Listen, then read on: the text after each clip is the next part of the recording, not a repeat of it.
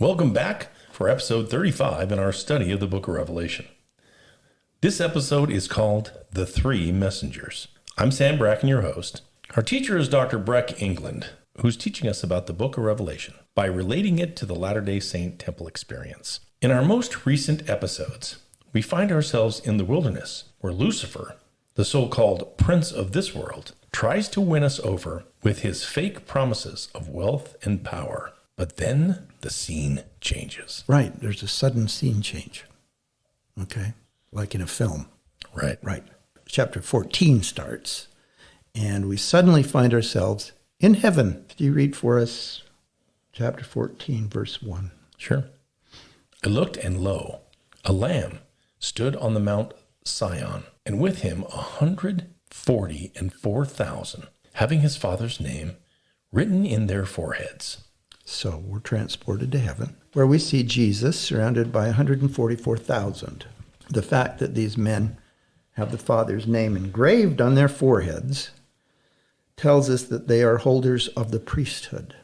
Why do I say that? Because in ancient times, the high priest of Israel wore a gold plate on his forehead that was engraved with the name of God. The name of God on the forehead is a token of priesthood. To wear the Father's name on the forehead is to receive the priesthood.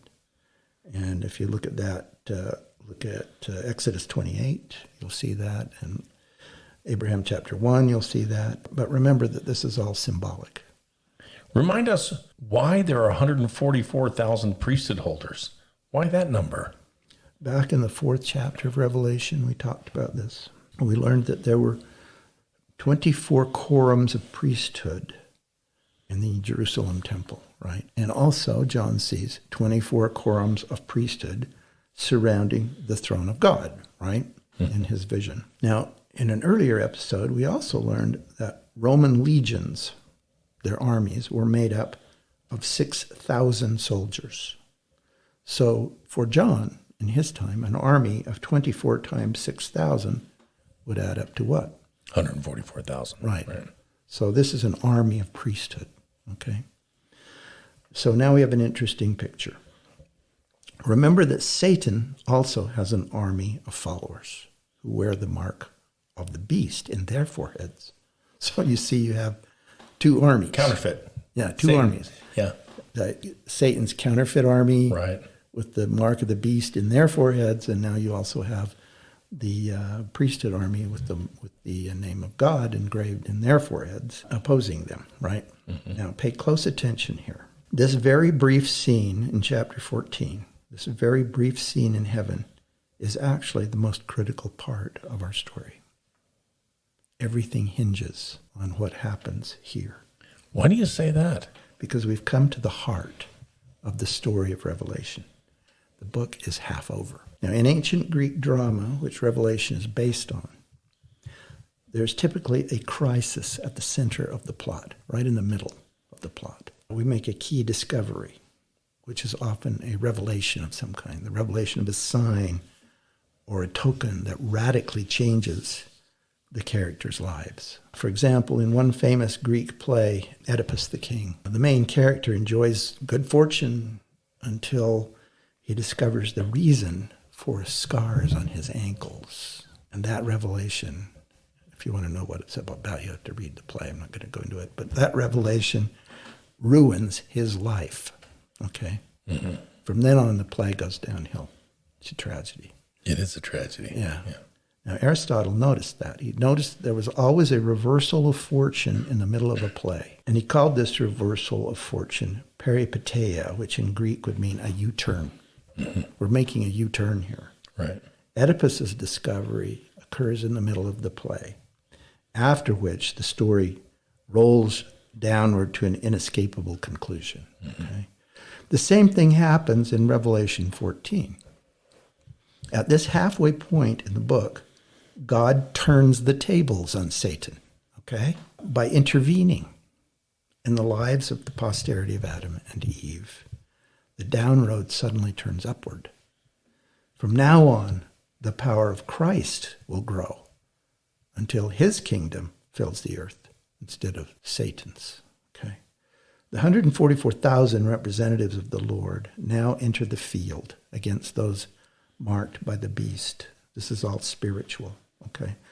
Like the lamb's blood on the doorposts in Exodus, the token on the forehead identifies who belongs to whom, right? Identifies the bearer of the name of God as an authorized messenger of the Lord.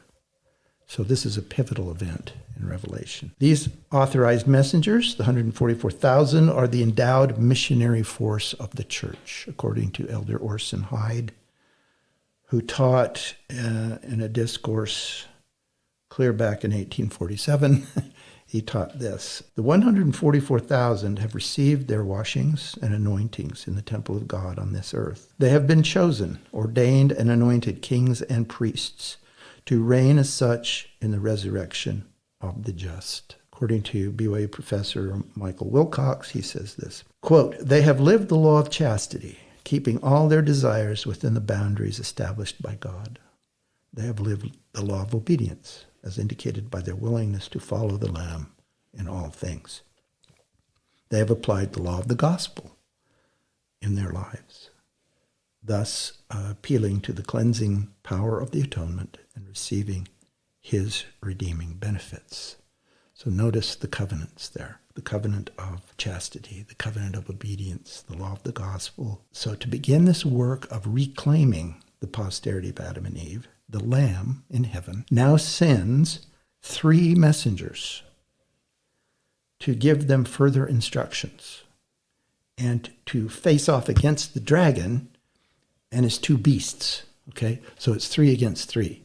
It's the 3 messengers against Satan and his 2 pals, the land beast and the sea beast. Okay, so on the one hand, there's the 3 angelic messengers, and on the other hand, there's the 3 demons. Okay, so it's 3 against 3, and we'll see. The task of the 3 messengers is to restore the gospel to them that dwell on the earth. Could you read for us Revelation 14, verses 6 and 7? Sure. And I saw another angel fly in the midst of heaven, having the everlasting gospel to preach unto them that dwell on the earth, and to every nation, and kindred, and tongue, and people, saying with a loud voice, fear God, and give glory to him. For the hour of his judgment is come, and worship him that made heaven and earth, and the sea, and the fountains of waters. So, here comes an angel. But what is an angel? The Greek word for messenger is angelos, from which we get our word angel.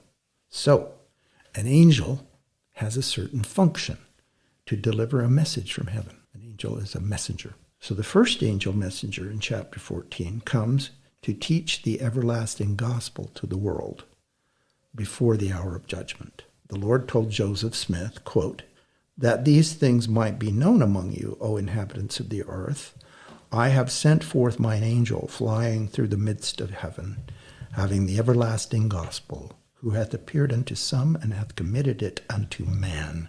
That's Doctrine and Covenants 133, 36. So, who was this first angel that committed the gospel to Joseph Smith? That would be the angel Moroni.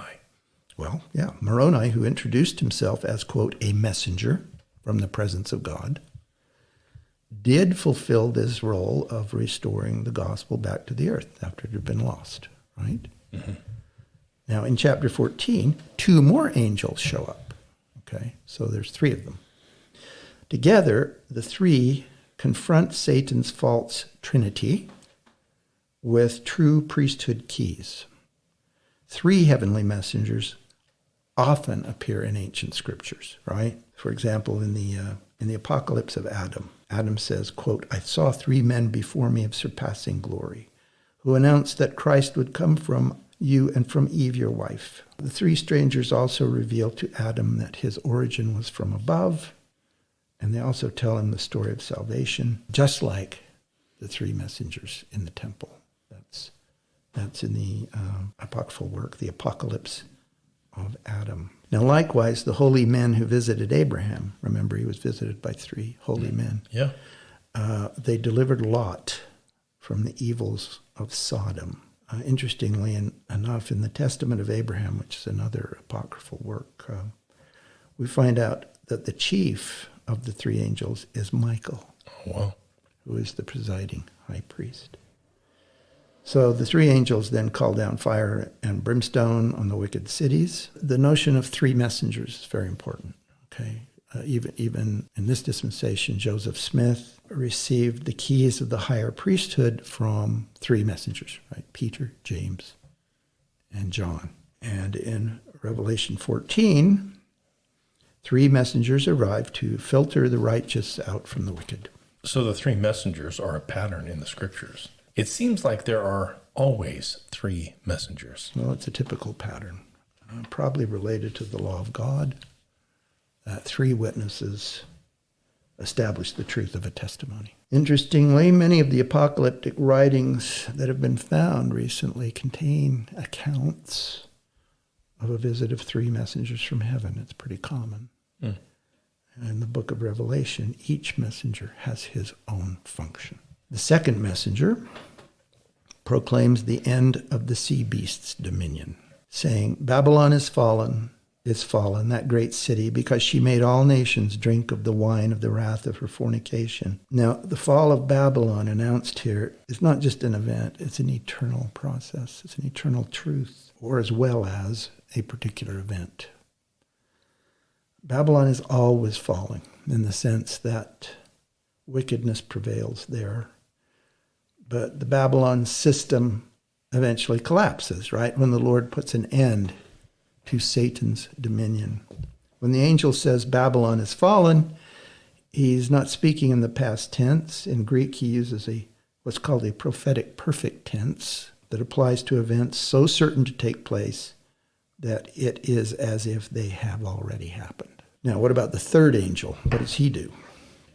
The third angel messenger warns those who have the mark of the beast, saying with a loud voice, quote, if any man worship the beast and his image, and receive his mark in his forehead, he shall be tormented with fire and brimstone. That's verses 8 and 9 in chapter 14. Now remember, the mark of the beast is a token of a covenant with Satan. So we're talking about pretty wicked people here, right? Mm-hmm. So the three messengers, they bring further light and knowledge from Father. Theologian Jacques Ellul says this, quote, their mission is the declaration of a choice. The obligation to decide is placed before man. It is necessary either to receive the eternal gospel and be associated with it, or to enter into communion with Babylon. Oh, wow. That's why this scene is so crucial. Okay. This scene is so crucial because it represents the final hinge point for the human family and for each individual. This is the fork in the road. Your decision now is crucial. Adam and Eve, you have to decide. Okay. So the angel makes a promise to those who choose righteousness. Would you read chapter 14, verses 12 and 13? Here is the patience of the saints. Here are they that keep the commandments of God and the faith of Jesus. And I heard a voice from heaven saying unto me, write, blessed are the dead, which die in the Lord from henceforth. Yea, saith the Spirit, that they may rest from their labors, and their works do follow them. That is beautiful. Remember that we are each Adam and Eve. Adam or Eve. Okay. Mm-hmm. The messenger of God, the three messengers, if you will, give us a choice. And everything depends on what we choose. Now, fortunately, in the temple, Adam and Eve choose wisely. Yeah, and I want to choose wisely as well. Follow their lead. Yes. Thanks for your time.